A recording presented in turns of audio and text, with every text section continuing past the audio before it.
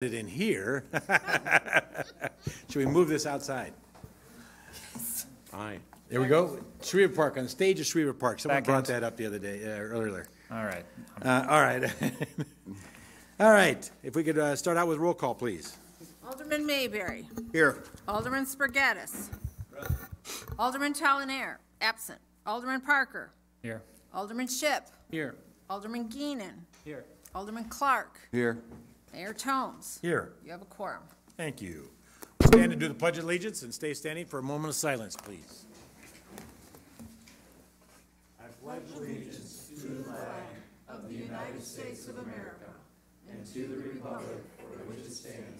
one nation, under God, indivisible, with liberty and justice for all.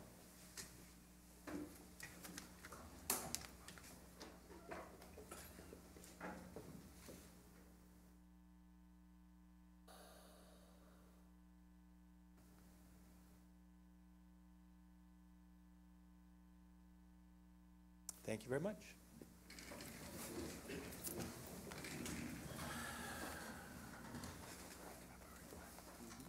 Number 5.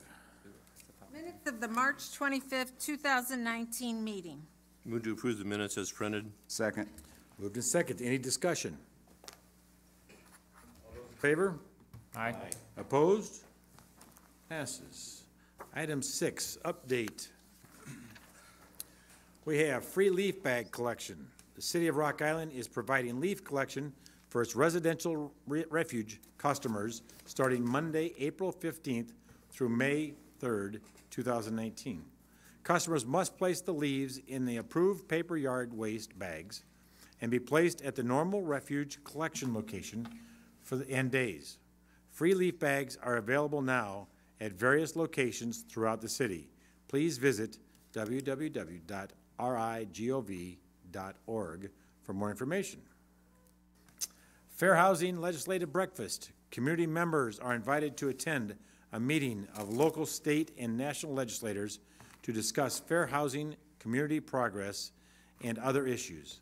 This third annual legislative breakfast will be held at the Martin Luther King Jr. Community Center on Monday, April 15th, 2019, from 8:30 a.m. to 10 a.m. Representatives Mike Halpin, Senator Neil Anderson, Representative Tony McCumbee, and a representative from Congresswoman Sherry Busto's office will be in attendance. Breakfast will be served. There is no cost to attend. Sign language interpreter will be available. Community members, please call 563-355-6655 or email scarlson, CARLSON, at qcara.com for RSVP. Picnic shelter reservations. Rock Island Parks and Rec is currently accepting picnic shelter reservations for the 2019 season. Reservations can be made over the phone or in person at the park office at the Rock Island Fitness Activity Center at 4303 24th Street in Rock Island, of course. Reserving a shelter is first come, first serve, and payment is required at time of reservation. Call the Rock Island Park office at 309-732-PARK for more information. And I guess I would be bad if I had missed it. Don't forget about the NFL draft. If we'll get to that point, and if anybody hadn't heard it by April 27th, they've living under a rock. But April 27th at Augustana will be the NFL draft televised live. So we look forward to having everybody there. A lot of fun events going on throughout the day. So that's it. We have item number 7. Proclamation declaring May 2019 as Motorcycle Awareness Month. Is there anybody here to receive it? Okay. Come on up if you want, and then we'll read this, and you can tell us all about it. Whereas safety is the highest priority for highways and streets of our city and state, and whereas the great state of Illinois is proud to be a national leader in motorcycle safety, education, and awareness, and whereas motorcycles are a common and economical means of transportation that reduces fuel consumption, road wear, and contributes in a significant way to relief of traffic and parking congestions. And whereas it is especially meaningful that the citizens of our city and state be aware of motorcycles on the roadways and recognize the importance of motorcycle safety. And whereas the members of ABATE of Illinois, Inc., a brotherhood armed toward educating, continually promotes motorcycle safety, education, and awareness in high school driving education programs, and to the general public in our city and state, presenting motorcycle awareness programs to over 120,000 participants in Illinois over the past 5 years. And whereas all motorcyclists should join ABATE of Illinois in actively promoting the safe operation of motorcycles, as well as promoting motorcycle safety, education, awareness, and respect of the citizens of our city and state. And whereas the motorcyclists of Illinois have contributed extensively volunteerism and money to national and community charitable organizations. And whereas during the month of May, all roadway users should unite in safe sharing of roadways within the city of Rock Island and throughout the great state of Illinois. Now therefore, I, Mike Tomes, Mayor of the City of Rock Island, in recognition of 32 years of ABATE of Illinois and over 676,000 registered motorcyclists statewide, and in recognition of the continued role Illinois serves as the leader in motorcyclist safety, education, and awareness, do hereby proclaim the month of May 2019 as Motorcycle Awareness Month.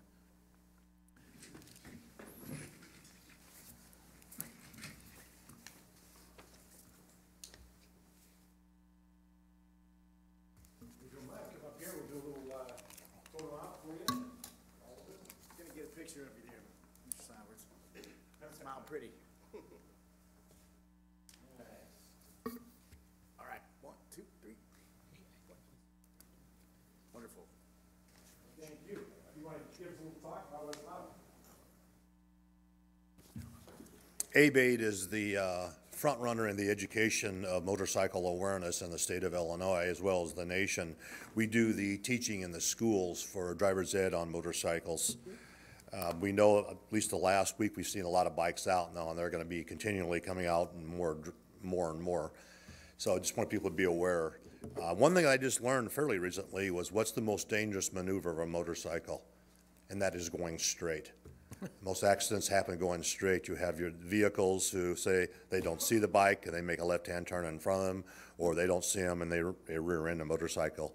And through a seminar I was recently at, that was the #1 topic that came up was the most dangerous maneuver, which kind of surprised me. I thought it was going to be a number of other things. But thank you very much for the proclamation. We appreciate it from the council and the mayor. Thank you.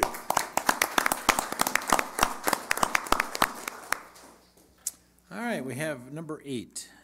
Mayor Tomes will close the regular meeting and open a public hearing on a request from Jaswinder Singh, also known as Jesse, for a waiver of the signature requirement to secure a liquor license at 625 26th Street. All right, I'm going to close the regular meeting, open up the public meeting. What I'd like to do is start with Jesse. If you would, there they are right there. I couldn't see you behind the podium. You were in back. Give a little bit of story of what your thoughts are and plans are, and then we'll have other people talk. Good evening to the mayor and all the city council. Save More is a supermarket, a grocery store. We started our business last year, November 16th. Opened the first location in Davenport. Our second location is in Rock Island, and third one is in Milan. So we are hoping to get a liquor license today, and our starting opening date is May 22nd. Okay. And in the liquor license, you're going to do a full grocery store with produce and meat, meats, everything else. We got a low-cost, high-quality groceries, and we are specialized in meat, produce, and it's about a 14,000 square foot building. grocery store. 15,000 square foot building. 15,000 total, and we making 1,000. It's a grocery store, so 1,000 square foot liquor store, and 14,000 square foot is For the regular groceries, a Yes. full broad line of groceries. Yes, sir. You might want to mention also that this was Save-A-Lot, but It the was a new Save a name- Lot, so yeah. we are working on opening 2 stores per year. So we did 1 last year, we opening 2 this year, and we already working on more ahead. And so that's all it is, you know. Okay, all right. I had a quick question. Yes, go ahead. What made you want to invest in Rock Island? You know, I've been in Rock Island 13 years, and you know, we have first business in 7th and 11th Street, Rock Island. And I have many friends, and Rock Island been good to me and my family, so I want to invest in Rock Island. You know, I love Rock Island. That's where I grew up, my whole life, my first business, everything from Rock Island. Okay. And just once again, a reminder, you guys have seen this a little bit, but of course, we have petitions they have to get signed for around the facility. And if it involves a city piece of property, they automatically have to come in front of city council. If they're missing one or several signatures for whatever reason, absentees, ownership, or whatever it is, they also are required to come up here and talk to the city council for the public to be able to voice their opinion in favor or against. And then the council will vote on just whether to recommend or not the application. The liquor commissioner still makes the determination of whether the license is issued or not. But, so that's what the vote would be about, just to remind people. Okay, Okay? thank you. You bet. Is there anybody out there that'd like to speak against this? Come on up.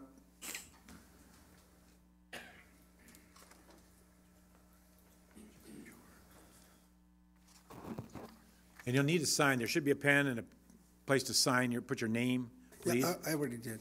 Pardon? I did on. Not yet. If you could put it on this one here, please. Okay. Thank you.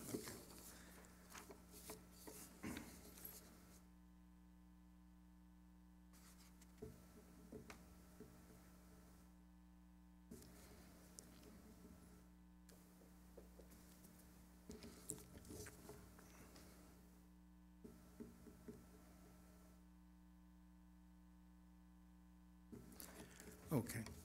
I'm here as a resident from the Greenbush neighborhood where Save-A-Lot was there just recently. I used to go there all the time and get groceries, and you know, it was a good place to go get groceries. I thought it was you know, clean, and I got to know the employees by going there twice, 3 times, 4 times a week sometimes, and they had good business, you know, half the time. You know, half the time they were busy, you know, and just like any other business. The other half, it was slow, and I know business was very slow there till they finally decided to move out.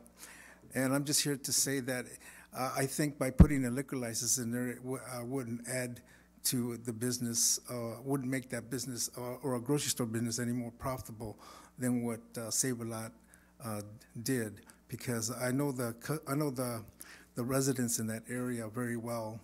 And most people will not, from the upper neighborhoods are not going to come to a grocery store below the hill for groceries and, you know, groceries. It's just going to be sustained by the neighborhood there.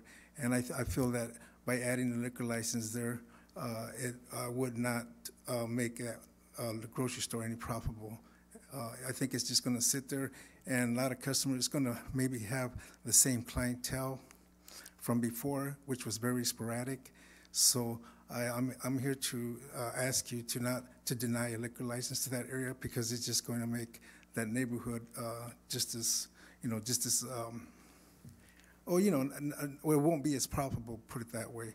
That area is has become very quiet since I've been there for 3 years now. We try to clean up the neighborhood, and it's all cleaned up pretty much. There's still a lot of homeless people in that area. There's still a lot of drug dealing going on within the 3 or 4 blocks radius. So, you know, we have monthly meetings for the Greenbush neighborhood. So maybe we could discuss this next time we meet to see if we can get a petition going for either way, to deny the license or to approve it. Thank you. Is there anybody else that wishes to speak and oppose it? Oppose it? Come on up, please.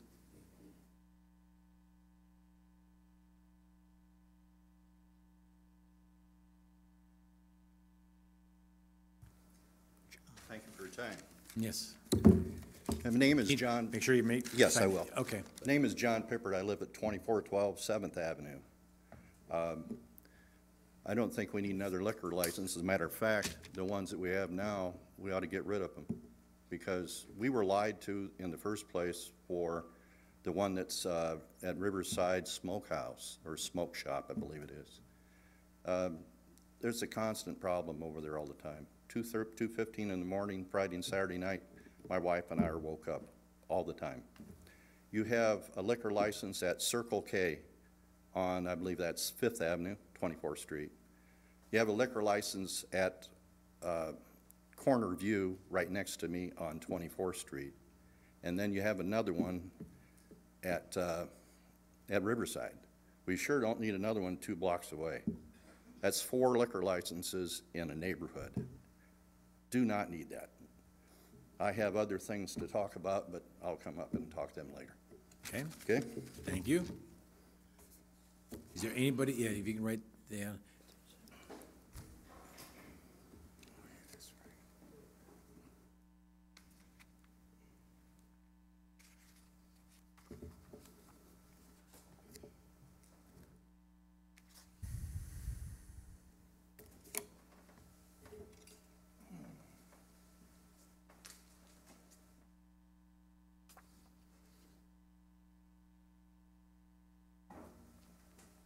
Good evening, everybody.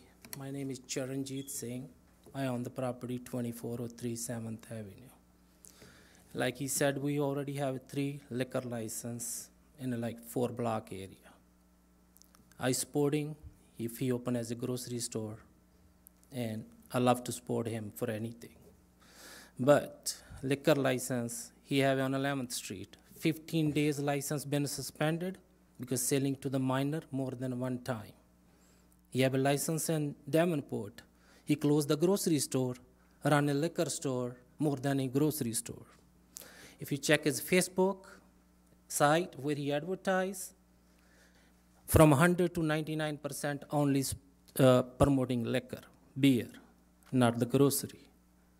I think we don't need more. We have enough already. And if he open grocery store, I support him. If he think he not making enough money with the grocery store, he can walk out. I will buy and I will open grocery store with restaurant. I think we don't need a more liquor store. It's already enough in that 5-6 blocks. That's my belief. Thank you. Thank you. Yeah, put your name there. Is there anybody else that wishes to speak against it, that opposes this?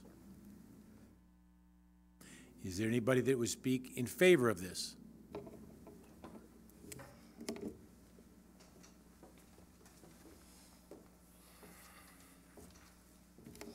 Good evening.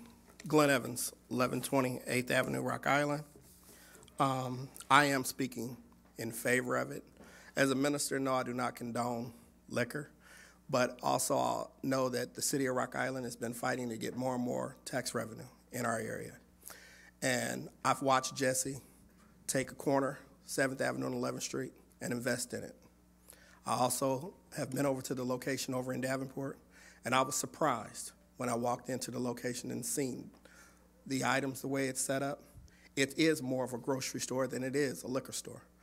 Even though it's off to the side, it's a very nice concept that I've also worked with him as he's been drawing other people to come in and buy into this chain and move this into other locations.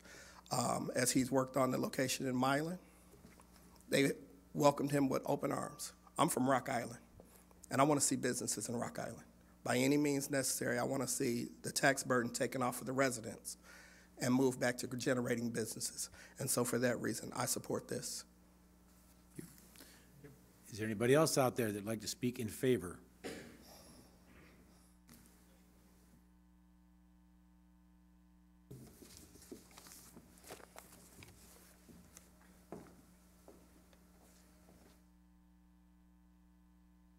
Name's John Van Norman. I live at 512 42nd Avenue, Rock Island, and I own the threeplex right across the street from the proposed store there on 7th Avenue. My property is 2532 7th Avenue. I need to finish writing here real quick.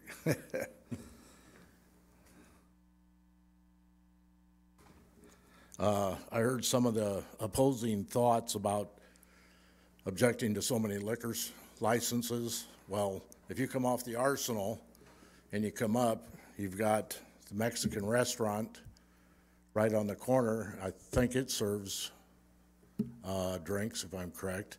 The Circle K, and then you go up to the next corner, and you've got a tobacco and liquor sales right across from the gas station that sells liquor and cigarettes.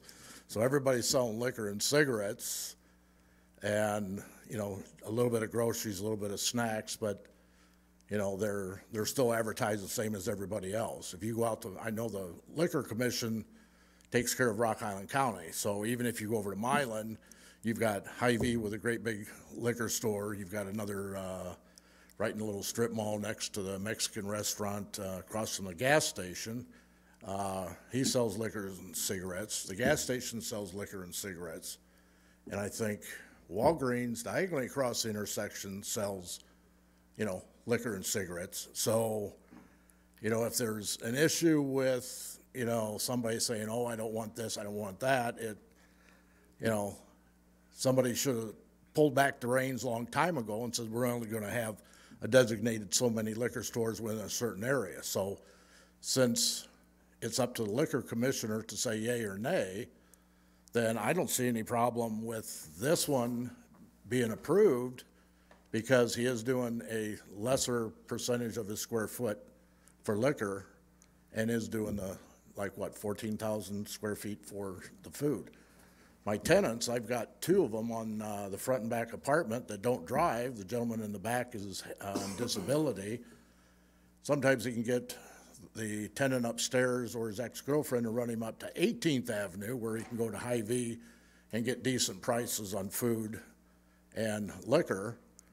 So he's ecstatic. My tenant in the front apartment, she's ecstatic, good, because I don't drive. When I go to advertise renting any apartment there, the big plus before was had a grocery store, had the bus line. So I think, you know, if somebody wants to go over and get a bottle of wine or anything like anybody else does for dinner, they should be able to get the bottle of wine at the supermarket like they do in Hy-Vee and all these other stores around town. So that's just my opinion. Very good. I don't see a problem with it. Thank you very much. Thanks. Thank you. Is there anybody else that would like to speak in favor of this? If not, go ahead. Oh, Well, I just have some questions. you can do it now or we can do it once the motion's, either way. Well, I want to do it before the Okay. motion is made. Well, yeah, can we do it before the motion is made? Thanks. Jesse, can you come up here, please? So I need some clarification. You've agreed that liquor sales will end at 10 o'clock, or the store is going to close at 10 o'clock, correct? Yes, sir. And is that being included in the liquor license language? I mean, this can't just be something that he changes his mind on. Correct. Two things, and he's submitted some drawings. Two things is the time in which we've had the conversation. Also, square footage. The actual liquor license allows actually up to 25% of the building to be liquor, like the convenience store. It's the same as a convenience store. And he's agreed, and part of the license is that it will not exceed 1,500 square feet. It's 1,000 now is with the plan, but he would not exceed that, or he would be subject to losing the license for either one of those two. Okay. So we have limitations on hours. You're going to be closed at 10 o'clock, subject to the liquor license, not something that you can just change yourself. Yes, sir. And then a limitation on how many square footage of the property can be used for Liquor, liquor. yes. The signatures, how many, I mean, I was confused by the package that we have here. I mean, it says that there was a number of signatures not obtained in the addition to the required properties listed. There are 16 additional properties listed below that are included in frontage within 300 feet in each direction that proposed location fronts. So it looks like in the immediate area, you got everybody except for 2 signatures. And then in the 300 feet area, you got mostly no's and 2 yeses. Is that accurate? Yeah, but after that, I gave Lieutenant Landy 16 more signatures that people signed. So We were just mandatory, we missed only 2 signatures, and even I have the proof, I sent them a registered mail. Right. They never respond to it. That's it, everybody signed, everybody was happy for it. Nobody said no. Yeah, I know. I've discussed here before about how we need to update our liquor license to reflect that sometimes property owners just have a difficult time in getting an absentee landlord to respond, and that's not your fault. But you have additional signatures for the people 300 feet away as well? Does that, I don't know if the chief. There was what they call, there was mandatory and majority, and I got majority people signed too. There was like 5 or 6 of them missing. So I just need like over half on those. Alrighty. And for our staff, when it says signature verified NA, we just weren't able to get a hold of somebody? I mean, So there was did we one, not vet them? Hold on. There was, I'll have the police chief.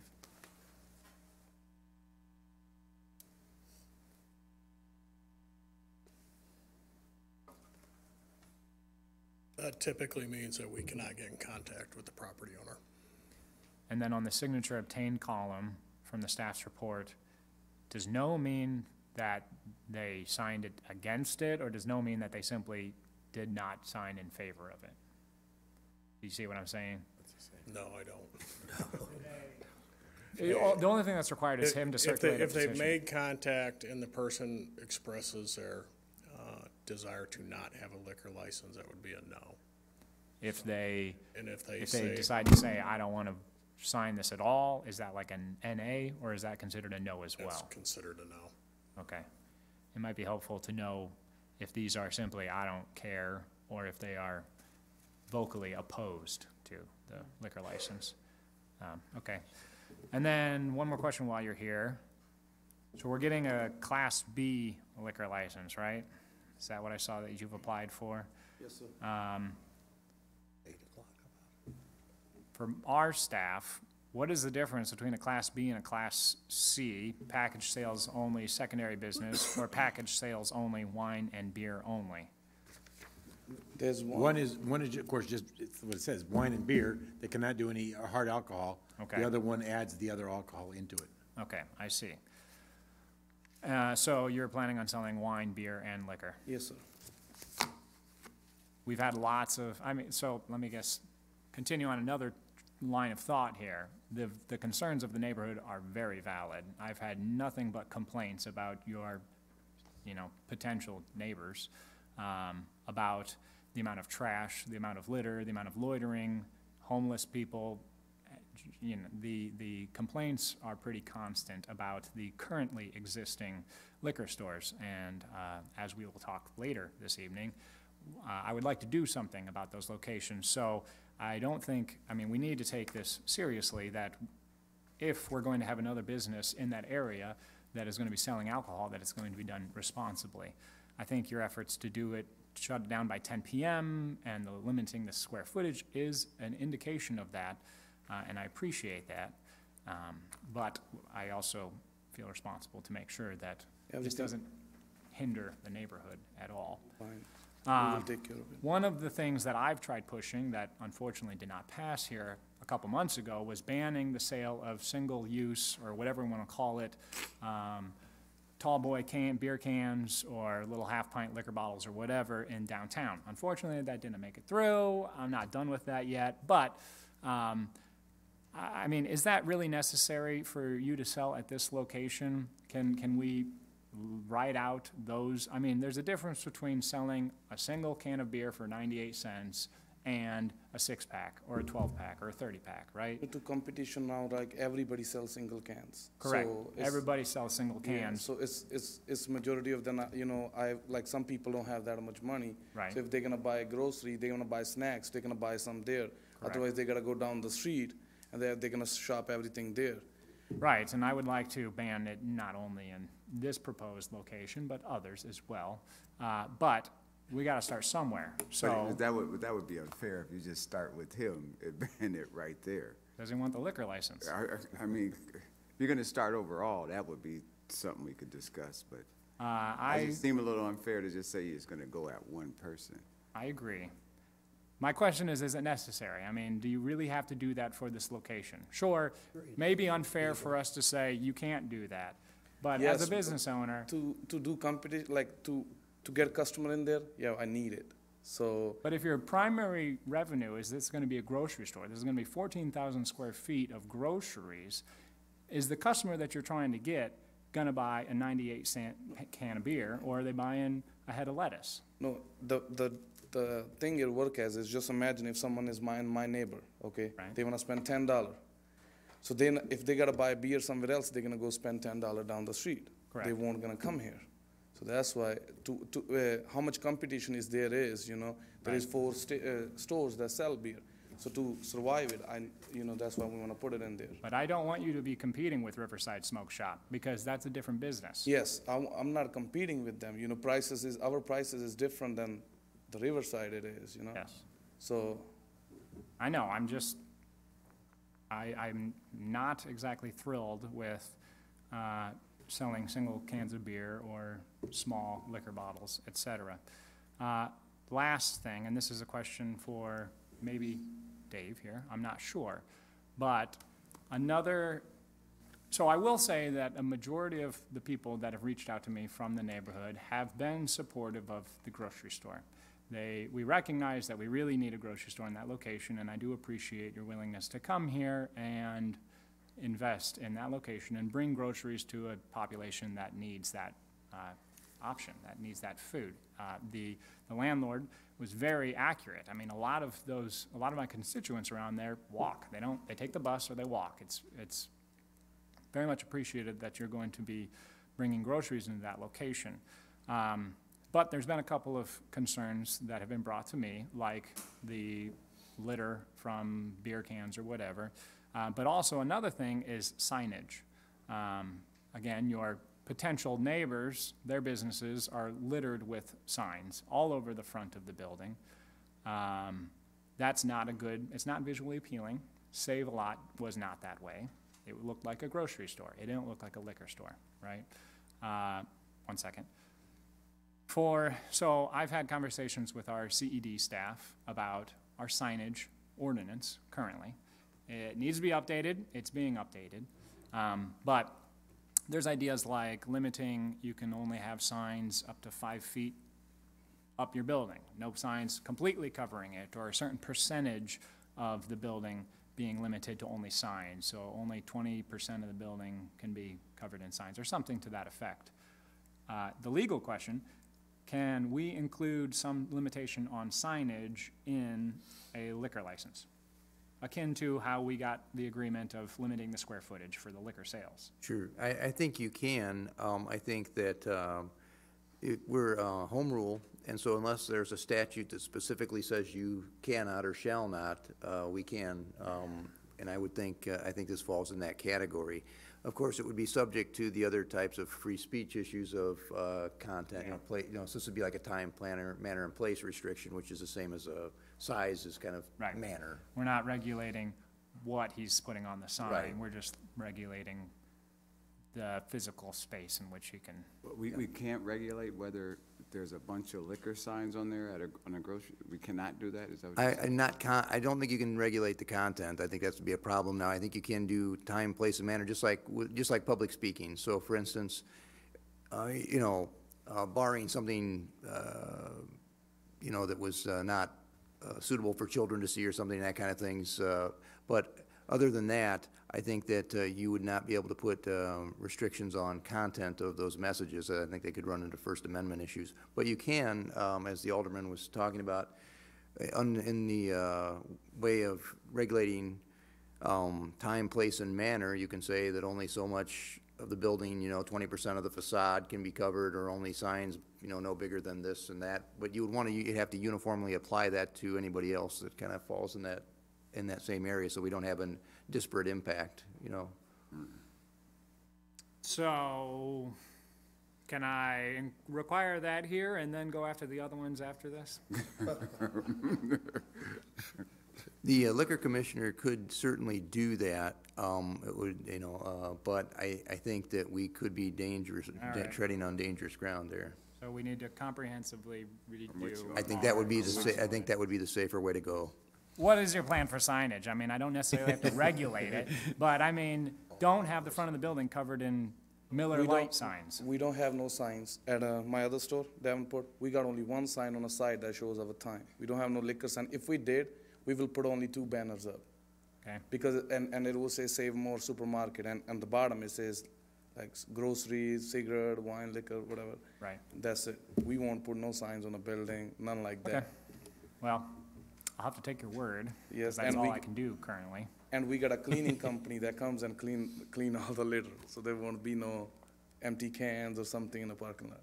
Well, I think, I guess, the bigger thing here, gentlemen, is that we need to address a lot of the grievances that my constituents, and I imagine a lot of our constituents, are sharing about convenience stores, liquor stores, et cetera. It's not just your business, right?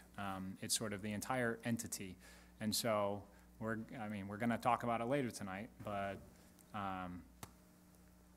we need to do a better job in Rock Island at setting a standard for these types of businesses that benefit our community. And so I appreciate you coming here. I appreciate your willingness to set some boundaries. I think that's a good example of what we're expecting from our neighbors. And so I appreciate that, and I wish you the best. Thank you. Thank you.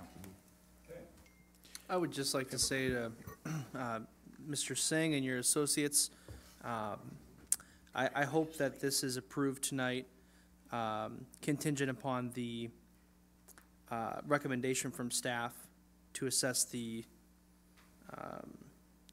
outstanding other debts, water bill, taxes. It's a nominal amount of money, less than $500, it seems, approximately. Taking care of that, getting everything squared up. I hope that your business can be, this business can be as successful as the others. So often we can see that one business in the right area can do so much. I think about QC Pancake House and the impact from one business in one part of the city and everything that comes from that. The city, the residents desperately need a grocery store there at that location. And why I'm appreciative you are here is because no one else is. Yes. No one else is here with the capital. No one else is here with the business plan. No one else is here with the expertise to make this thing successful. Thank you, sir. So I appreciate that in terms of the closest proximity. Out of 13 signatures, there were only 2 that you weren't able to obtain. I think that's a high vote of confidence from people who would be most immediately impacted by it. And certainly, we have a system of checks and balances within this city. If there are problems that come up, we'll deal with them. But let's not let perfect be the enemy of good. And I hope you get a great start here and that there aren't issues. And if there are, you're not disconnected from this community. Alderman Parker, other people up here. The mayor is a very firm liquor commissioner. He's not afraid to exercise his authority, and rightfully so. Yes, sir. It's checks and balances, right? Yes, sir. So I wish you the best. I hope this goes through, and I appreciate that you are here right now to do this for this city. So thank you, sir. Thank you so much. Thank you. All right, go ahead. Very briefly, I agree with everything Josh just said. I don't know of any current grocery stores that don't have a liquor department. And why? Because I think they do it for financial reasons. That's what's going to make your business successful in a very competitive market. So I have no problem with approving a grocery store with a liquor department. I understand some of the complaints that we hear about litter and loud noise. I'm not overly concerned about that given the limited hours. I read your business plan. I support it entirely. I think it's not just a grocery store or a liquor department. It's a real estate deal. There's going to be a sale of real estate. There's going to be jobs created. There's going to be revenue via taxes paid coming into the city of Rock Island. And I don't see any reason to deny this. My only concern, and Josh mentioned this, and it's in the recommendation from the police department, is that you take care of your current city debts Yep. before the license is issued to you. Yep. We will. Thank you, sir. Okay.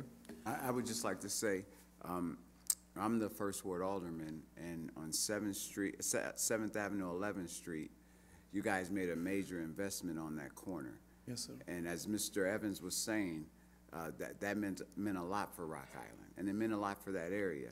And so to see you invest there and then come and invest in the 5th Ward, that's a wonderful thing, and it's truly appreciated.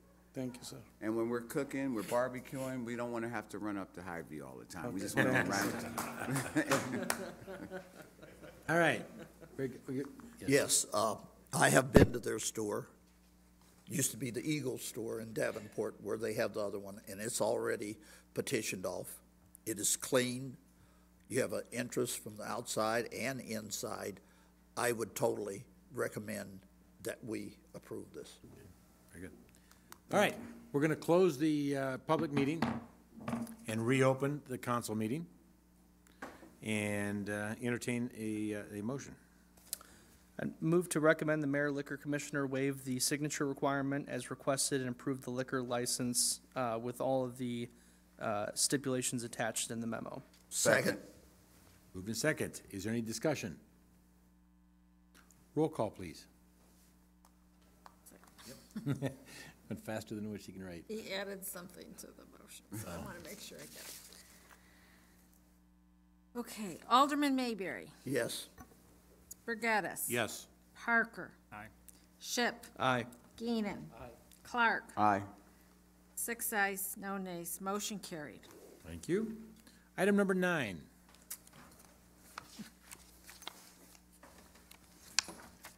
A special ordinance establishing a handicap parking space at 512 19th Avenue. Motion to consider, suspend the rules, and pass the ordinance. Second. Moved in second. Any discussion? Roll call, please. Alderman Mayberry. Yes. Spargattis. Yes. Parker. Aye. Ship. Aye. Geenan. Aye. Clark. Aye. 6 ayes, no nays. Motion carried. Item number 10. A special ordinance regulating parking on private property at 4334 14th Avenue. Move to consider, suspend the rules, and pass the ordinance. Second. Moved in second. Any discussion? Roll call, please. Alderman Mayberry. Yes. Spargattis. Yes. Parker. Aye. Ship. Aye. Geenan. Aye. Clark. Aye. 6 ayes, no nays. Motion carried. Item number 11. A special ordinance removing a handicap parking space at 1419 11th Street. Move to consider, suspend the rules, and pass the ordinance. Second. Moved in second. Any discussion? Roll call. Alderman Mayberry. Yes. Spargattis. Yes. Parker. Aye. Ship. Aye. Geenan. Aye. Clark. Aye. 6 ayes, no nays. Motion carried. Item number 12. A special ordinance allowing for special parking restrictions in a residential area around Eugene Field Elementary School on 31st Avenue. Move to consider, suspend the rules, and pass the ordinance. Second. Moved in second. Any discussion? Roll call. Alderman Mayberry. Yes. Spargattis. Yes. Parker. Aye. Ship. Aye. Geenan. Aye. Clark. Aye. 6 ayes, no nays. Motion carried. Item number 12. Claims, 2 groups, A and B first. A, what? Never mind, I'm sorry. I read the Item wrong 13. number. 13. Oh, okay. Report from the Human Resources Department regarding payment in the amount of $14,040.23 to David Morrison of Rock Island, Illinois, for legal services rendered for the month of March 2019. And B, report from the Information Technology Department regarding payment in the amount of $17,134.68 to System Innovators of Chicago, Illinois for the annual support maintenance of the iNova centralized cash receipting system software for the year of July 1st, 2019 through June 30th, 2020. Move to accept the reports and authorize payments as recommended for claims item A and B. Second. Moved in second. Any discussion? Roll call, please. Alderman Mayberry. Yes. Spargattis. Yes. Parker. Ship. Aye. Geenan. Aye. Clark. Aye. 6 ayes, no nays. Motion carried. Item 14. Oh, and C. Oh, man. I Report, apologize. report from the Public Works Department regarding payment number 18 in the amount of $1,342,783.21 to Civil Constructors Incorporated of East Moline, Illinois, for the water filtration facility project for services provided from February 22nd, 2019 through March 21st, 2019. Move to accept the report and authorize payment as recommended. Second. Move to second. Any discussion? Due to the nature of my employment, I will be recusing myself from voting on this. Roll call, please. Alderman Mayberry. Yes. Spargattis. Yes. Shipp. Aye. Geenan. Aye. Clark. Aye. 5 ayes, no nays, motion carried. Item 14. Claims for the weeks of March 22nd through March 28th in the amount of $787,502.96, and March 29th through April 4th in the amount of $258,376.53, and payroll for the weeks of March 11th, 2019 through March 24th, 2019 in the amount of $1,472,025.07. Move to allow the claims in the payroll. Second. Move to second. Any discussion? Roll call. Alderman Mayberry. Yes. Spargattis. Yes. Parker. Aye. Shipp. Aye. Geenan. Aye. Clark. Aye. 6 ayes, no nays, motion carried. Item number 15. Report from the Public Works Department regarding bids for the purchase of utility supplies, recommending the bids be awarded to Zimmer and Francescon of Moline, Illinois, in the amount of $10,070.50, to Core and Main of Washington, Illinois, in the amount of $14,907.93, to Utility Equipment Company of Bettendorf, Iowa, in the amount of $5,020.89, and to Zimmer and Francescon of Moline, Illinois, in the amount of $18,729.11. Move to award the bids as recommended and authorize purchases. Second. Move to second. Any discussion? Roll call, please.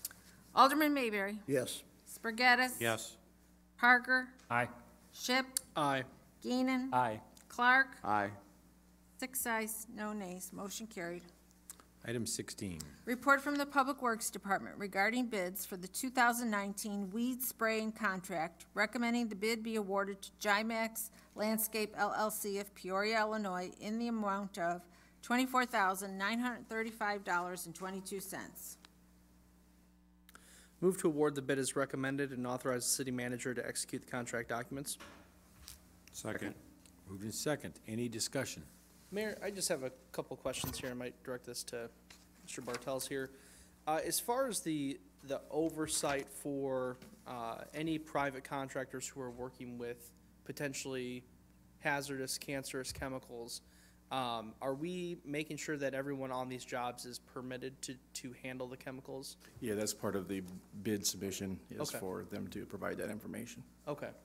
Yep. And is there notice that goes out before areas are sprayed for folks who may have pets or kids in the yard for drift or anything like that? You know, this is something that I know has been a routine, issue on the agenda for all the years I've been on council, but I've never asked these questions before, and I just didn't know what we have in place to monitor this. Not any different than you would see in a residential setting, as far as the yard marker saying this yard was treated, stay off for 48 hours. That's in respect to the city facilities that we do our fertilization and weed control. We don't do any notices along the levee area. That's probably the biggest part of this contract. And then we do some medians on city streets that we do.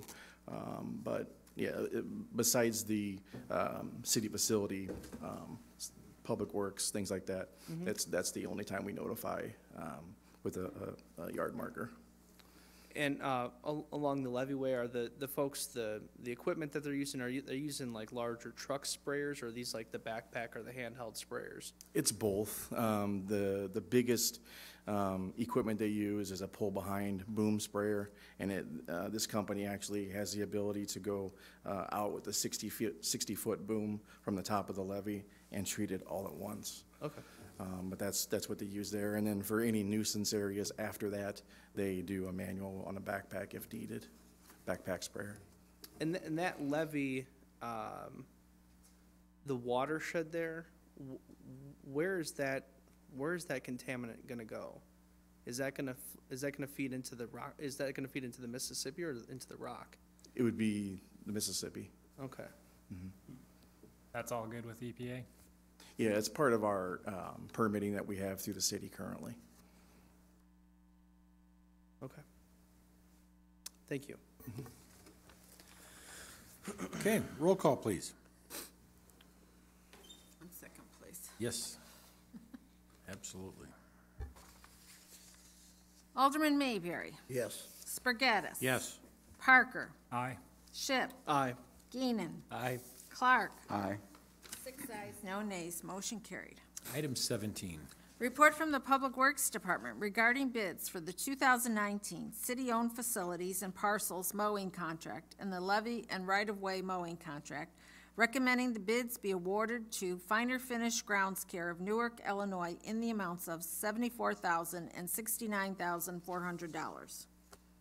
Move to award the bid as recommended and authorize the city manager to execute the contract documents. Second. Move to second. Any discussion? Yeah, so we're splitting this bid, right? Mike, come up here, please.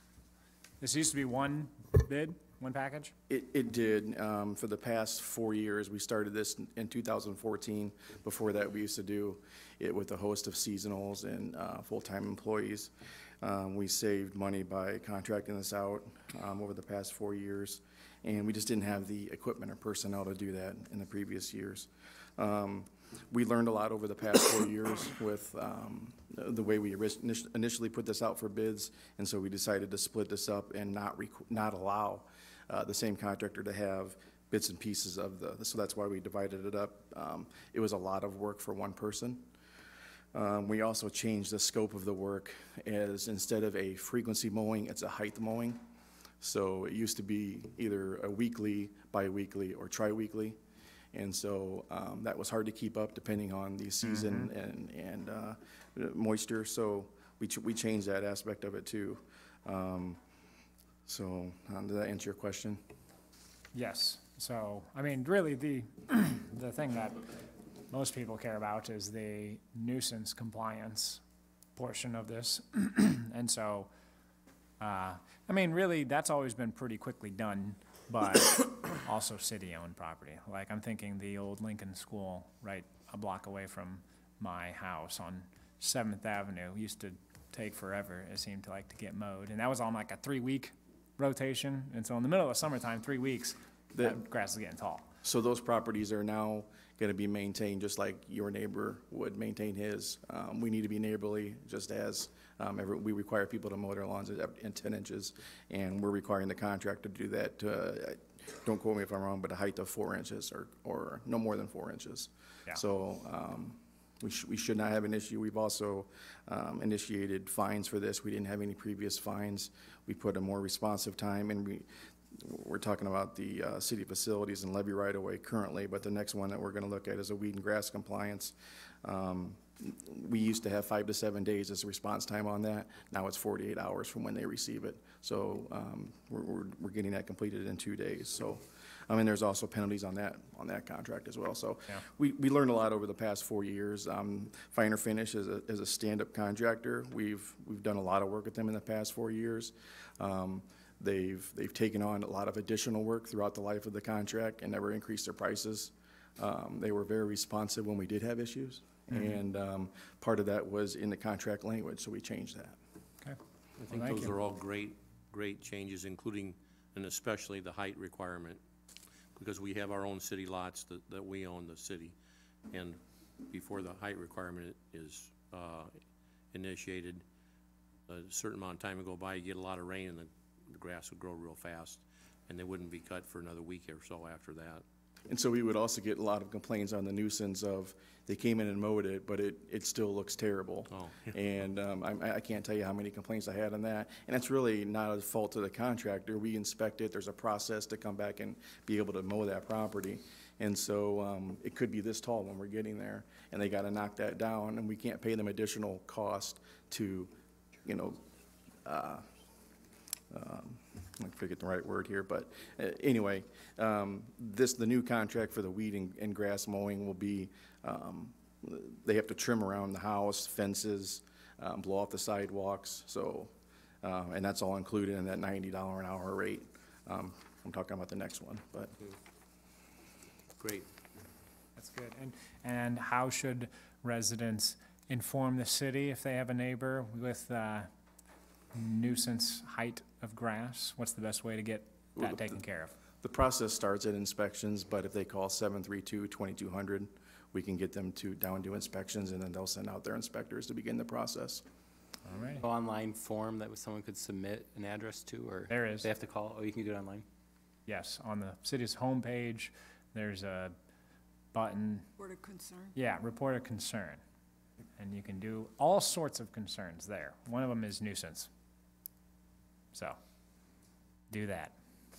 Thanks. All right. Roll call, please. Alderman Mayberry. Yes. Spargattis. Yes. Parker. Aye. Shipp. Aye.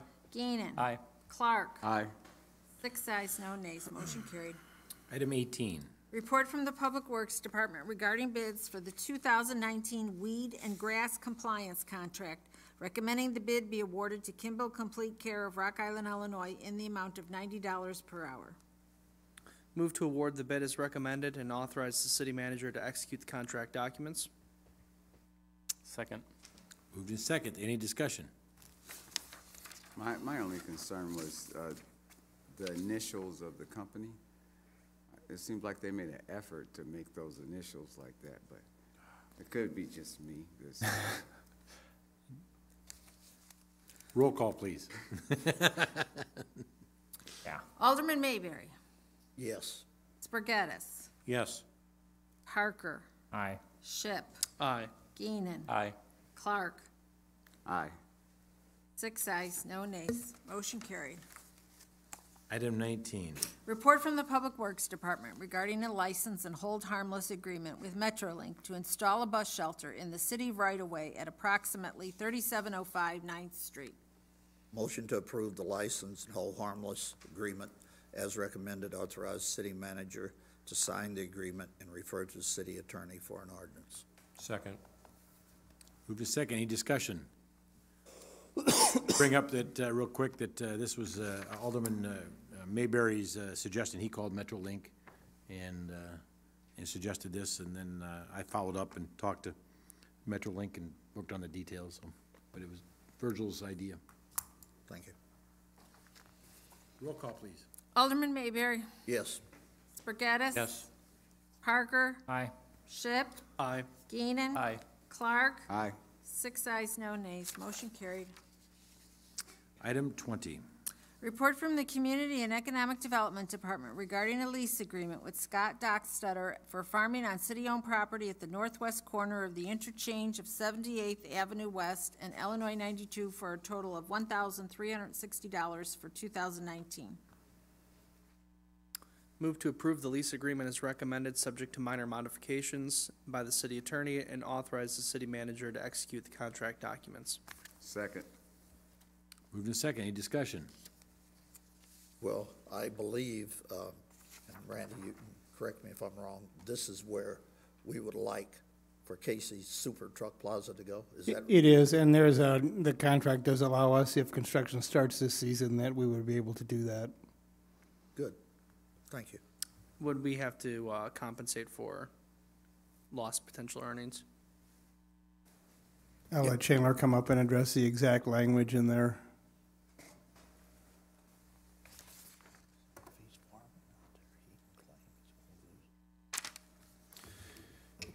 Yes, in section C, it talks about the tenant or the city have the right to terminate the lease before the actual lease term. However, the city agrees to pay the tenant's costs and expenses related to farming the premises should the termination occur. All righty. Jim? Roll call, please. Alderman Mayberry. Yes. Spargattis. Yes. Parker. Aye. Shipp. Aye. Geenan. Aye. Clark. Aye. 6 ayes, no nays. Motion carried. Item 21. Report from the Community and Economic Development Department regarding a lease agreement with Scott Dockstetter for farming on city-owned property on Big Island at the northeast interchange of I-280 and Illinois 92 for a total of $5,680 for 2019. Move to approve the lease agreement as recommended, subject to minor modifications by the city attorney, and authorize the city manager to execute the contract documents. Second. Move to second. Any discussion? Roll call. Alderman Mayberry. Yes. Spargattis. Yes. Parker. Aye. Ship. Aye. Keenan. Aye. Clark. Aye. 6 ayes, no nays, motion carried. Item 22. Report from the Community and Economic Development Department regarding a lease agreement with Kenneth Flack for farming on city-owned property, parcel number 11-326 in Black Hawk Township, also known as Ridgewood Business Park, for a total of $1,156 for 2019. Move to approve the lease agreement as recommended, subject to minor modifications by the city attorney, and authorize the city manager to execute the contract documents. Second. Move to second. Any discussion? Roll call, please. Alderman Mayberry. Yes. Spargattis. Yes. Parker. Aye. Ship. Aye. Keenan. Aye. Clark. Aye.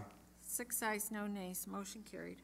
Item 23. Report from the Parks and Recreation Department regarding a highway resolution for the closure of First Avenue, Illinois 92, between 17th Street and 20th Street on Wednesday, July 3rd, 2019, from 10 a.m. to 11:59 p.m., along with a rain date of Thursday, July 4th, 2019, and a flood date in September if needed for a fireworks display and concert at Schwiebert Riverfront Park.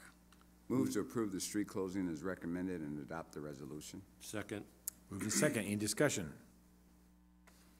Roll call, please. Alderman Mayberry. Yes. Spargattis. Yes. Parker. Aye. Ship. Aye. Keenan. Aye. Clark. Aye. 6 ayes, no nays, motion carried. Item 24.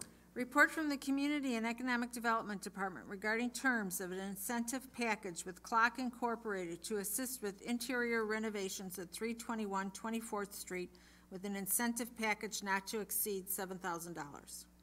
Move to approve the terms of the incentive package as recommended, and authorize the city manager to execute the development agreement, subject to any city attorney minor modifications. Second. Move to second. Any discussion? Who is Clock? Yeah, I'll tell you what we'll do is, Chandler, if you don't mind introducing the group, and we'll have them speak and let us know. Absolutely.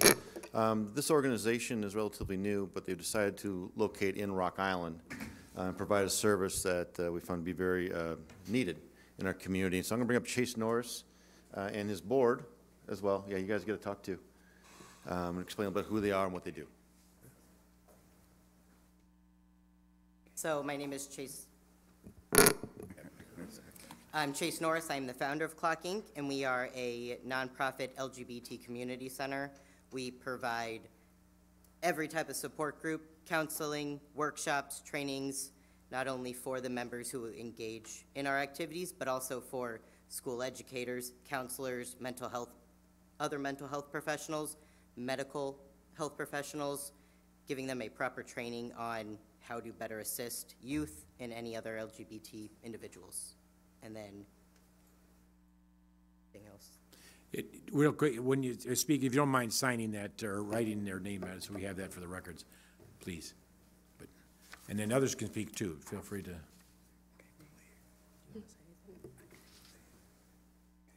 I think you covered it pretty well. That's fine. Are you all, you're a nonprofit organization? Clock Yes. Inc.? We are officially a pending 501c3, so of course the fun waiting game, but we are recognized in the state of Illinois as a nonprofit incorporation. Outstanding. I have a quick question. Yeah, go ahead. I approve of what you're doing, and I'm just curious about the, like, licensing or credentials of your staff. So I am the only one providing counseling services. I have a master's in counselor education from Western Illinois University. I am a nationally certified counselor, fully insured, and clinically supervised by a licensed clinical professional counselor weekly for supervision. And are you licensed in Illinois? Yes. I think you might have said that, I'm not sure, but thank you. You're also a member of a national organization, right? You're part of Centerlink?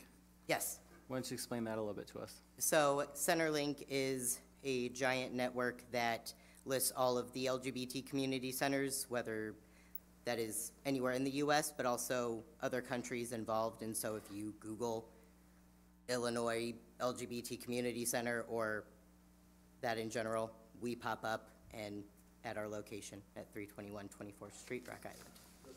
Like, was looking for support would go to that website, just like someone looking for where near an AAA would be meeting, right? So you're part of a pretty good network, it sounds like. Yes.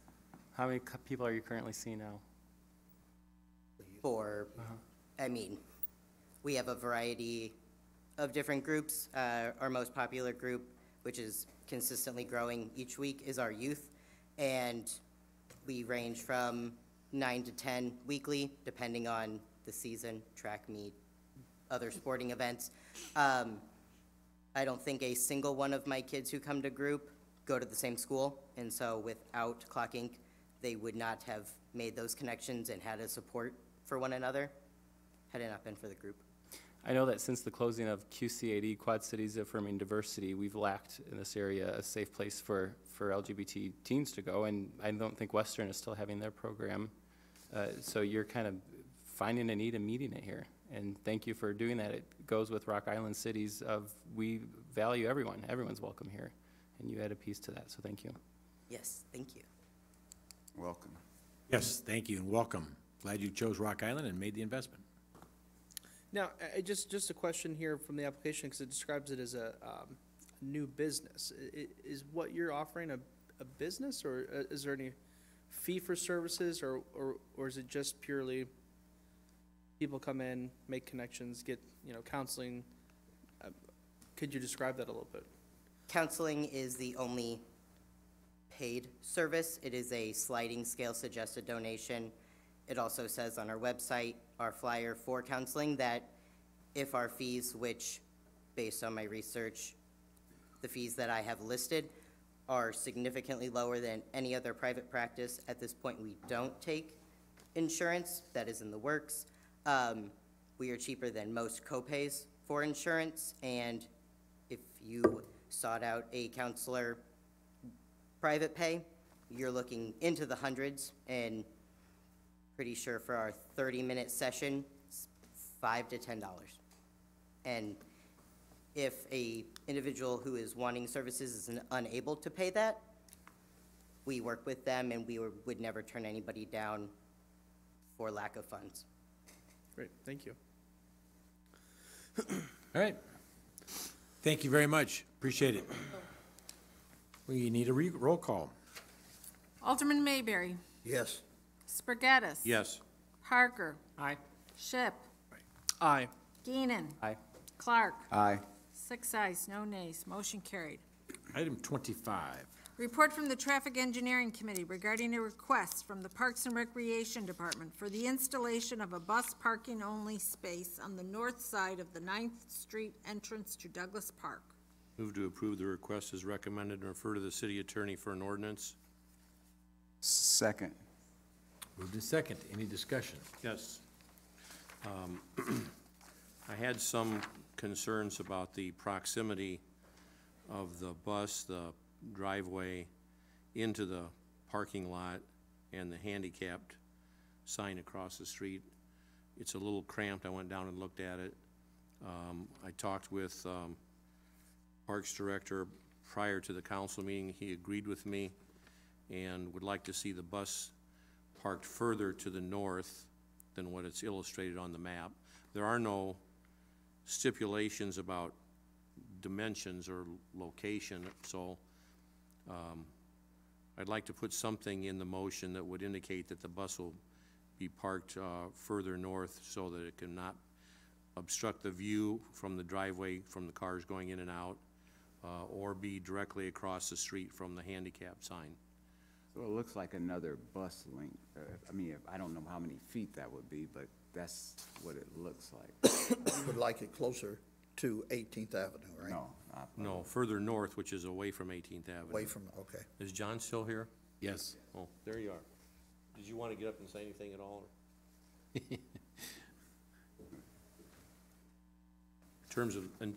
Specifically in terms of how far we need to move the bus up? I think if we move that space up about 20 feet, 20 to 25 feet, that would give the clearance. That way you can see both ways coming in and out of the parking lot. And I'd be satisfied with that as long as we don't create that bottleneck or that pinch point right there for safety reasons. I agree. Yeah, there's parking all along that side anyway, but I think the bus, for me, visually, it would be harder to see around the bus pulling out of the lot if we move it further to the north, 20, 25 feet, and we'd work with engineering to get that done. So I guess with those stipulations understood, I would just leave it at that unless anybody else wants to make a comment. I'm not sure if it needs to be, as long as everybody has that understanding. Okay. I feel comfortable with it, but. Yeah. That is some great field research, Alderman Sbrigetta there. Was down there twice. No, I appreciate it. I imagine with the tape measure, too. I didn't have the time. That's what made me late getting here to the study session. Roll call, please. Alderman Mayberry. Yes. Spargattis. Yes. Parker. Aye. Ship. Aye. Geenan. Aye. Clark. Aye. 6 ayes, no nays, motion carried. Item 26. Report from the mayor regarding an appointment to the Preservation Commission. Move to approve the appointment as recommended. Second. Moved in second. For everybody's knowledge, it is Mark Schwiebert. He's agreed to serve on that board, so I think a good representative. Excellent choice. Very much so. Any discussion on that? All those in favor say aye. Aye. Opposed? Thank you. Item 27. Report from the city clerk regarding requests for a street closing and sound amplification from the Illinois-Iowa Center for Independent Living for their annual ADA Celebration Block Party on Friday, July 26, 2019, from 8 a.m. to 3 p.m. A resolution authorizing the temporary closure of Fifth Avenue, US 67, from 11th Street to 12th Street, and a request for the use of city-owned property on the north side of Fifth Avenue for their event. Move to approve the request as recommended and adopt the resolution. Second. Moved in second. Any discussion? You can tell it's summer months, all these did. Next, several bullets. Roll call, please. Alderman Mayberry. Yes. Spargattis. Yes. Parker. Aye. Ship. Aye. Geenan. Aye. Clark. Aye. 6 ayes, no nays, motion carried. Item 29. 28. 28, gosh darn it. Report This from, electronic deal is going to be the, report from the city clerk regarding an activity event application from QC Pride Incorporated for the 2019 Quad Cities Unity Pride Parade to be held on Saturday, June 8th, 2019, between 11 a.m. and 2 p.m., and a resolution authorizing the temporary closure of the northbound easternmost lane of US 67, Master Sergeant Stanley Talbot Memorial Bridge, and the temporary closure of 15th Street, northbound easternmost lane from 2nd Avenue to 3rd Avenue. Move to approve the event as recommended and adopt the resolution. Second. Moved to second. Any discussion? Roll call, please. Alderman Mayberry. Yes. Spargattis. Yes. Parker. Aye. Ship. Aye. Geenan. Aye. Clark. Aye. 6 ayes, no nays. Motion carried. Now let's try 29.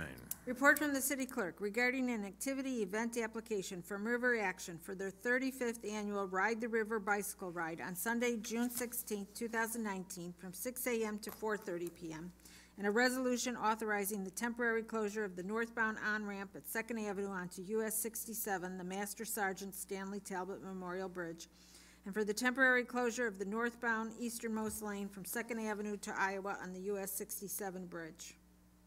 Move to approve the event as recommended and adopt the resolution. Second. Second. Moved to second. Any discussion? Roll call. Alderman Mayberry. Yes. Spargattis. Yes. Parker. Aye. Ship. Aye. Geenan. Aye. Clark. Aye. 6 ayes, no nays. Motion carried. Item 30. Report from the city clerk regarding an activity event application for the Quad Cities Marathon to be held on Sunday, September 22nd, 2019, from 7 a.m. to 10:45 a.m., and a resolution authorizing the temporary closure of the easternmost northbound lane of US 67, Master Sergeant Stanley Talbot Memorial Bridge, and the temporary closure of the eastbound and westbound lanes of Illinois 92 from 17th Street to the intersection of 24th Street and 4th Avenue. Move to approve the event as recommended and adopt the resolution. Second. Moved in second. Any discussion? Roll call. Alderman Mayberry. Yes. Spargettis. Yes. Parker. Aye. Ship. Aye. Geenan. Aye. Clark. Aye. 6 ayes, no nays. Motion carried. Item 31. Report from the city clerk regarding a sound amplification permit application from Augustana College for a musical festival to be held on Saturday, May 4th, 2019, from 9 a.m. to midnight in the lower quad on campus. Move to approve the sound amplification permit as recommended. Second. Moved in second. Any discussion? Roll call. Alderman Mayberry. Yes. Spargettis. Yes. Parker. Aye. Ship. Aye. Geenan. Aye. Clark. Aye. 6 ayes, no nays. Motion carried. Other business. Item 31. When are we gonna have people from the public address us before the whole meeting? Oh, yeah, good point. Still working on the public comment rules at the city attorney's office, so when that comes back, we'll review it and bring it up to council. And present it in 2 weeks if we like, it's no problem. Actually, I can email you out what I've got so far and let you see what you think and see how you like it. Sounds good. Sounds good. Close. Okay. Any other comments up here? There's I think just one person left here that wants to speak out in the audience. Say thanks to Public Works for all the pothole repair that's going on. Now that the weather's improved, they're really out doing a lot. The couple hundred people that turned out to vote in this city. I don't know if a lot of them knew there was an election, but we do have two of the folks who are coming up here to join us. For those who are at home, but our new 4th Ward Alderwoman, Mrs. Swanson, and Mr. Pools will be replacing me for the 6th Ward. So thanks for being here. I think it's a good sign that they're ready to get to work here in a couple weeks. So. The other one was here earlier and had to leave, I believe, but I guess I want to bring up real quick, and to Jenny's credit here, her father's extremely ill, and so, in hospice, actually, and she just flew in today from the East Coast, partially for the city council and that sort of thing, and so her dedication is shown even before she's taken office, so thank you for that much, and that's some difficult decisions, so. I believe she flew in, didn't you fly in yesterday, last night? Yes, very late with your daughter. Yeah. Okay. Yeah. We were thinking it would be this morning. They got us out. Got in about 10 o'clock last night, yeah. So, but thank you. And what, May 6th, is that our last council? For this? 13th. 13th. Oh, 13th. 13th. Yeah, not counting down the days here. What we'll do is we'll miss you, bud. we'll take care of the old business. We'll do the routine stuff, take care of old business, and then as soon as we get to any new items on the agenda is when the swearing in will take place. And we're really gonna test your Latin on that day. Latin, yeah. Go ahead. So old business, Yeah. then the swearing in, Then the new business. That's business. correct. So that'll be the process. And then the next meeting will be May 20th. In May, we have them back-to-back, the 2nd and 3rd, because of the holiday on the 4th, Monday. So I have two, 13th and 20th, yep. George, is it George? No, Or is it? Nope. I can't read your name. Did you want to speak on something else?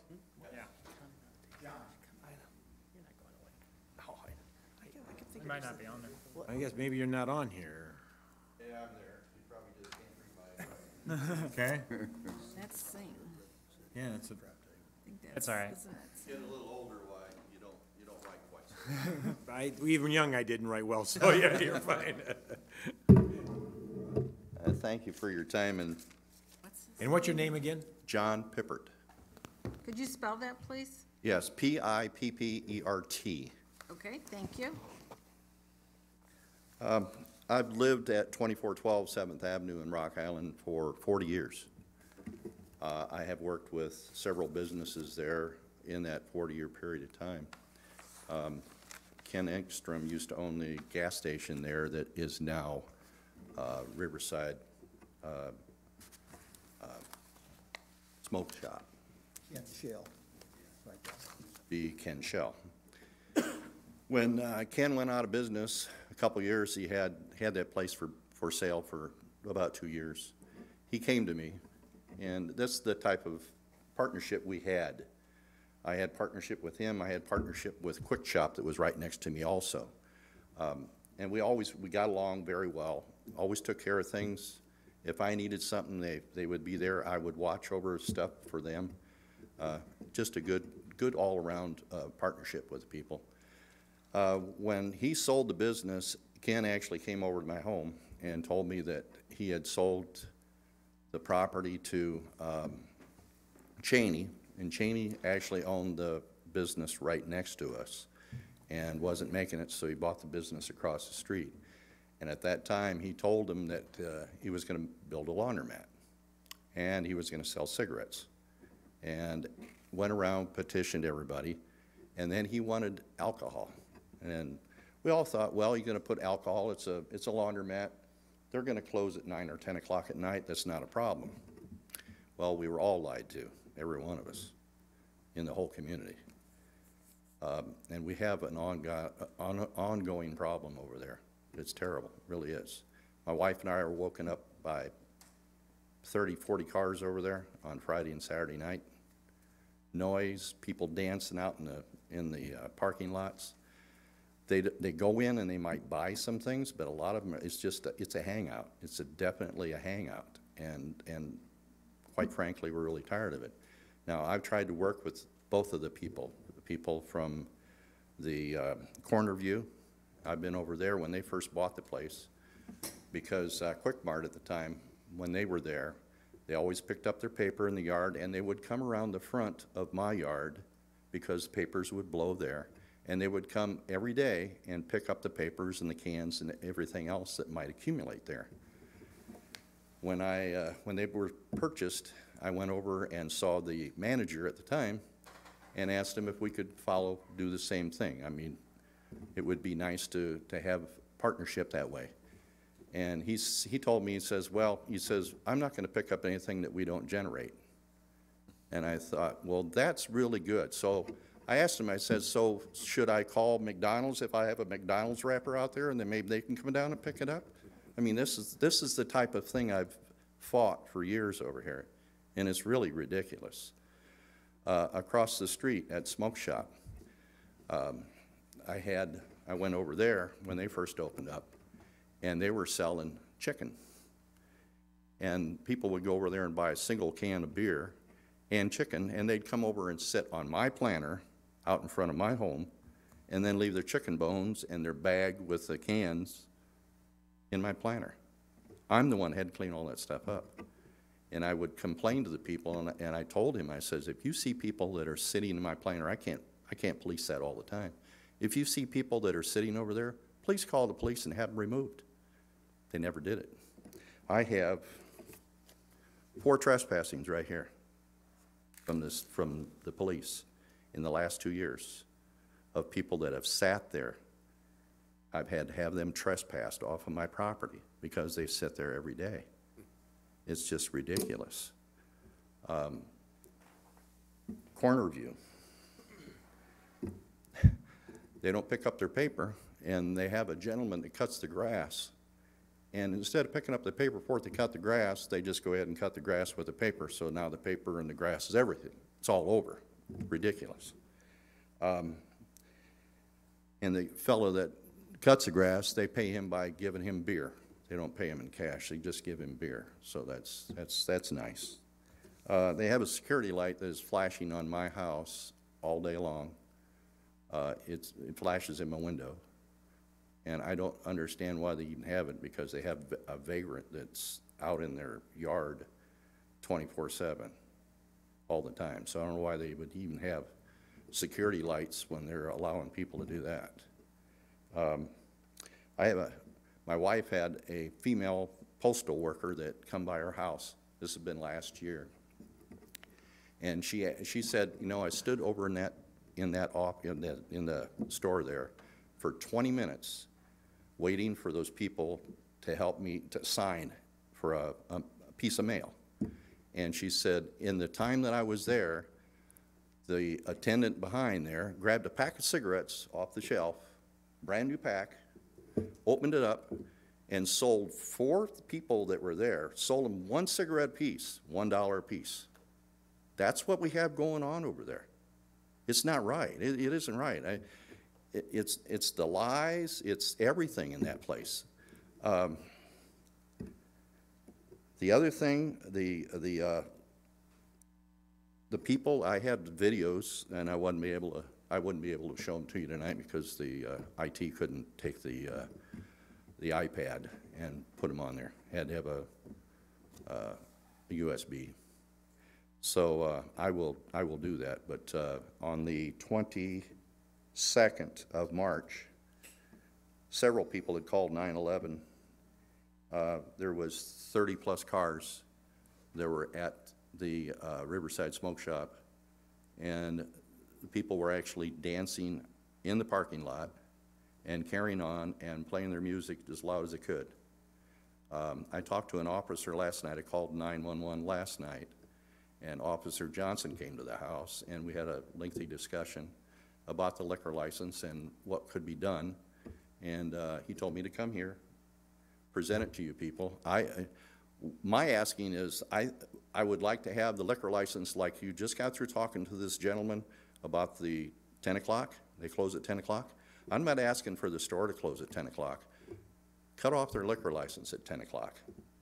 They shouldn't have to. I think like I said before, you've got Circle K, you have Riverside Smoke Shop, and you have the place right next to me, Corner View. All 3 of them have liquor licenses. And the 2, I know for sure, are till at least 1 in the morning. And if we could at least cut them down to 10, then maybe you wouldn't have that. He told me that, the officer told me last night that they're coming from down here on 22nd and 3rd Avenue. And when they close, they go to Riverside, and they hang out there, and then when they leave there, they go to a house over on 23rd Street, I believe, in 8th Avenue. And then they get calls all the time there, too. You know, the police are working with us the best they can, but I think their hands are tied. Their hands are really tied. They can't do much. The liquor license needs to be changed. It really does. And that's what I'm asking. I'm asking if there isn't something that we can't do about that. I've talked to the police officer about this a little bit also, and you know, until there's a violation in the liquor deal, if they're sold under a minor, overserved, et cetera, we can definitely, or I can even, revoke it, fine, whatever. But unless they're, just what happens out in the parking lot does not affect the liquor license. I'm not saying there aren't laws broken or issues that we can work on there, but as far as a liquor license, they need, you know, they haven't violated anything with the liquor license. Well, here's one thing that I noticed, and this was this last Thursday. I was up at about 1:15 in the morning, and 3 people walked from they didn't come in a car. They walked from the parking. Oh, they probably were maybe a block down the street, and they came walking up. 2 young girls and an older gentleman. I'm saying older. I'm going to say he's probably in his maybe 30, older. The girls were definitely underage. He walked in the store, bought his whatever it was, beer or whatever, and came out and handed it to them, and they walked away. So there is illegal stuff going on. I'll guarantee you there is. Mm-hmm. But in this case, and I'd have to talk to the police department, the person that gave those underage the beer are the ones that are problem, Yes. not the liquor store owner himself, because he. But they should be policing that. They should look at what's going on, and that, I don't think they're doing it. I don't want to sound like I'm defending these people. I understand. I sympathize with you, and I wouldn't want it either. So, Yeah. but Yeah, just if we you got to live make in sure that that we area, treat I it don't think fairly. you'd want it either. Yeah, we just got to treat it fairly. Yeah. Make sure that we don't violate the laws. But we'll need to work on it. I have a question for the chief of police, if he can make the hike up here.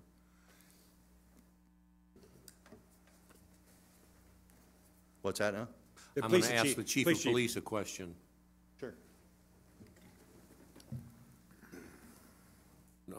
Are there any security cameras, city-owned, in that vicinity? No.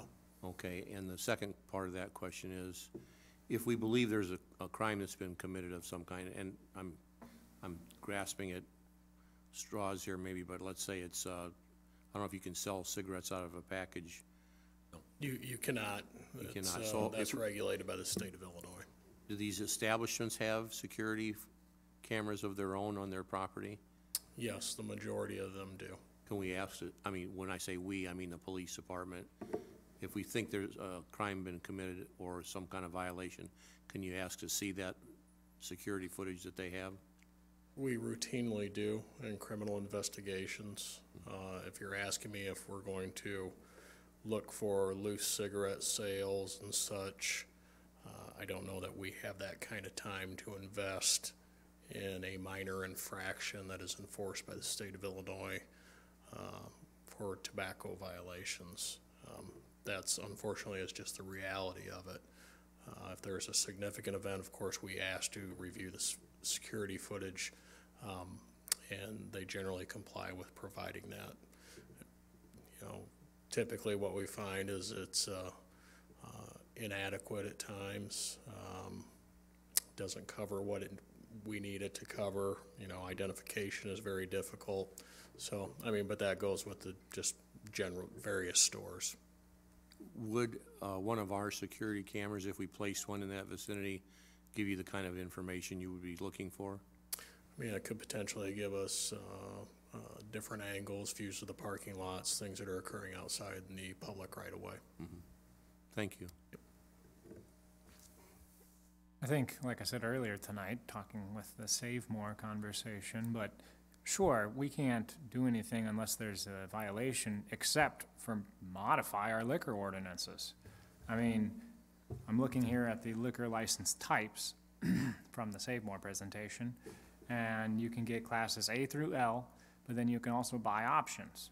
Extended hours until 2, extended hours until 3, live entertainment, whatever, right?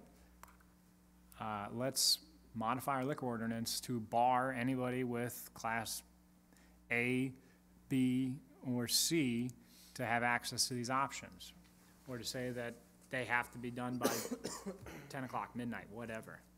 You know, I mean, we need to be a little bit more proactive on this. I really think that we need to revisit the ban of single-serve alcohol in downtown Rock Island, and I think we need to do it throughout the entire city.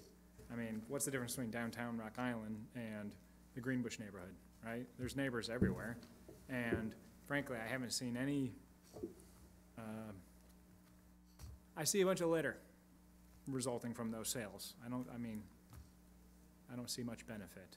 So we need to be more proactive. We need to address these complaints that I feel pretty frequently. I don't know about you gentlemen, but let's start changing the regulations so that we can limit, you know, the sale of a single can of beer. And that's just gonna get you trouble at that hour, you know? So, I don't know what you all feel, but I think that we need to be a little bit more aggressive on this issue, because I think a lot of it does stem from the sale of alcohol, and so you nip that in the butt, and then you don't have loitering problems, you don't have litter problems, et cetera. I'm willing to work with you guys any way we can. There is a serious problem, and my concern is, it's not just for my family and my area. Something's gonna happen there. And the worst case scenario is somebody's gonna get shot. That's gonna be the next thing, because they come from a bar, they're gonna get in an argument at the bar, and then they're gonna come to Riverside, and then it's gonna be a fight, which there has been fights there. They broke up fights. And then the next thing is gonna be a shooting. You need to take care of it before that happens, way before it happens. And the best thing to do is, like he said, maybe renew the liquor license, maybe redo the liquor license. It's gotta be, something's gotta be taken care of. And like I said before, I don't understand why we have to have that many liquor licenses. I mean, what is America coming to? Liquor? Are we gonna have just a bunch of drunks walking around? Or are we gonna have a grocery store that we really do need, down there for people that can't walk. They need a grocery store, but they have to have liquor in it? Sell food, they need that down there. There are a lot of people, a lot of poor people down there that can't afford to go up to the top of the hill. Yes, they have Uber, they have delivery now, even Hy-Vee has delivery. But it's, you know, some of those people don't even have a phone, a lot of them. And if they do have a phone, they can call on it. They can't text, so they couldn't do that either. So I really think that we need to, all of us need to address this seriously, very seriously. Agree. Okay? Chief. Thank you. Can you come back up here, please? Yes. I got a question for the chief. Stay there. He has a question for the chief first. Oh, okay. How does the police usually handle large groups of people loitering? I know that at 22nd and 3rd, there's a frequent, maybe it's more like 4th, there's frequent late night hangouts, and then at Riverside, and I mean, it's like whack-a-mole. It happens, it pops up over here this year, next year it'll pop up over on somewhere else. How does the police address 20 people hanging out in their cars in a parking lot at 3 a.m.? Well, to the best of our ability, first, we try to be proactive with these complaints that we're receiving. I'm aware of the complaints that have come in. We've reviewed the calls for service. We've assigned extra patrol to that location, not only by our patrol division, but also by our tactical operations division. So we're looking to be proactive and hopefully break up gatherings before they begin, but of course that's dependent on availability. So, you know, these things, like I said, it could pop up any minute at any time at any location. You know, so I think that's the first thing that we do is try and be proactive. And of course, when there are gatherings, it's not illegal to have a gathering that's occurring, but our role is to maintain public peace at that point. And before things get out of hand with loud noise, music, fights, things of that nature. So. Okay. And we do have a noise ordinance. I mean, if somebody's booming music out of their car with the doors open. We do have a disturbing the peace ordinance that we can use to enforce noise issues. That is dependent upon a complainant.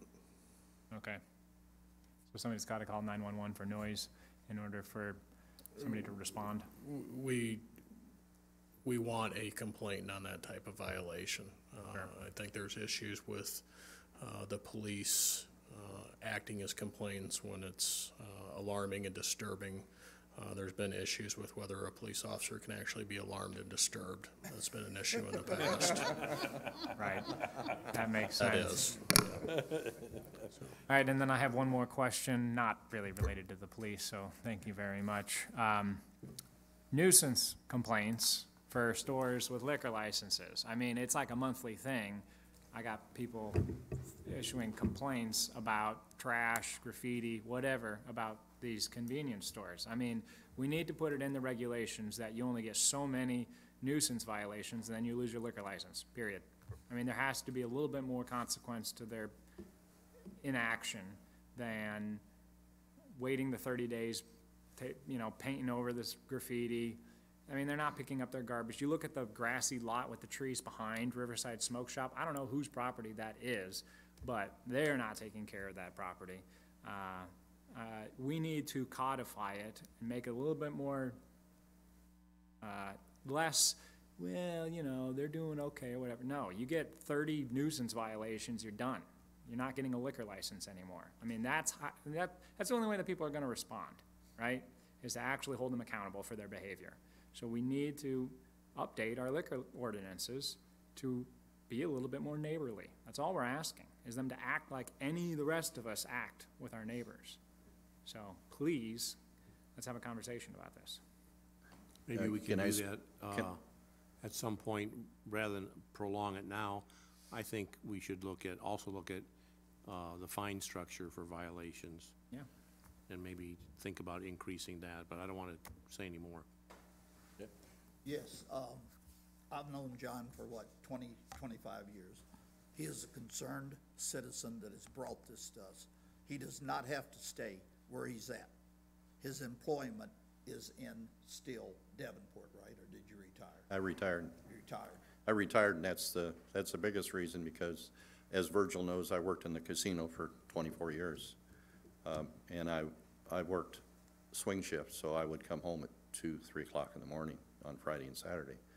So other than my wife telling me that there was noise and there was a lot of things going on, I didn't see a lot until I retired in November. Now the spring has started, and now all the people are out. Everybody's out enjoying themselves, which is, you know, I enjoy myself too. But you have to be respectful to other people, and that's what we're not getting there, is respect. No respect at all. And as far as I'm concerned, a liquor license, you know, just giving it is one thing, but you need to earn it. You need to, it's not something that should be just given just to anybody. You should earn it. And if you're not taking care of it, then it should be taken away. Yep, we hear you. John represents a lot of people in the city of Rock Island. I'm sure all of us have heard these complaints. Some people would not come down here for nothing, okay? But he's here, and if we don't address it, in the next 5 or 10 years, we'll have a city of alcoholics. That's right. Let all these different taverns, liquor stores, these brew places or whatever, what do people do after they retire if they don't have a vehicle where they're walking? Get liquor and they drink all day long, and with drinking you have other problems. Yep. I agree with Alderman Parker. You, Mayor, you've got the last say-so. You have power that you can do some of these things without us changing the codes or whatever. You are the law and order as far as these liquor commissions, right, Randy? I mean. I gotta live within the ordinances that are written with those at this point. Right, but I'm sure you're familiar with. We can change them. We can work on changing them, but yes. Yeah. I didn't think you went into any other casinos besides Jumer's. I've been in almost every casino All right, in the United States, see. I okay? thought, I've dealt to Virgil several times. So. I've rolled dice with him also, so I roll. Yes, I'm glad to be out of the casino business. Well, thank you very much for your time. We appreciate your concerns. I appreciate all of you listening to me. Yep. My complaints, I hope you'll take them seriously. I hope it's something gets taken care of. Thanks, John. Thank you. Coming down. Need a motion to adjourn. So moved. Second. All those in favor? Aye. Opposed? Adjourned. Thank you.